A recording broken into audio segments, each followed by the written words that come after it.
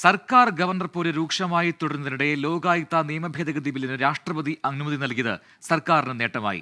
ലോകായുക്ത വിധി മന്ത്രിമാർക്കെതിരാണെങ്കിൽ മുഖ്യമന്ത്രിക്കും, മുഖ്യമന്ത്രിക്കെതിരാണെങ്കിൽ നിയമസഭയ്ക്കും അപ്പീൽ പരിഗണിക്കാം എന്നതാണ് ഭേദഗതി.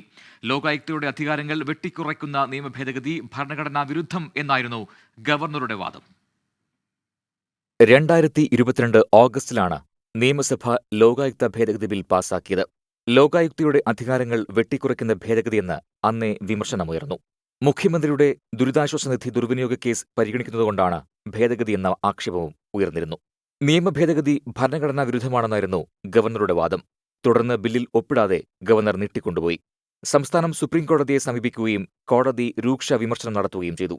ഇതിന് പിന്നാലെയാണ് 7 ബില്ലുകൾ 2023 നവംബറിൽ ഗവർണർ ആരിഫ് മുഹമ്മദ് ഖാൻ രാഷ്ട്രപതിക്ക് വിട്ടത്. ലോക്പാൽ ബില്ലിന് സമാനമാണ് ലോകായുക്ത ബില്ലെന്ന നിയമോപദേശത്തിന്റെ അടിസ്ഥാനത്തിലാണ് രാഷ്ട്രപതി ഭവൻ ബില്ലിന് അംഗീകാരം നൽകിയത്. ബില്ലിന് അനുമതി ലഭിച്ചതോടെ ഗവർണറുടെ അപ്പലേറ്റ് അധികാരം ഇല്ലാതാവും. മുഖ്യമന്ത്രിക്കെതിരെ ലോകായുക്ത വിധിയുണ്ടായാൽ ഗവർണർക്ക് പകരം നിയമസഭയായിരിക്കും അപ്പലേറ്റ് അതോറിറ്റി. മന്ത്രിമാർക്കെതിരായ വിധികളിൽ മുഖ്യമന്ത്രിയും എംഎൽഎമാർക്കെതിരായ വിധിയിൽ സ്പീക്കറുമായിരിക്കും അപ്പലേറ്റ് അതോറിറ്റി. രാഷ്ട്രപതി ബില്ലിന് അംഗീകാരം നൽകിയത് ഗവർണർക്കും പ്രതിപക്ഷത്തിനും തിരിച്ചടിയായി.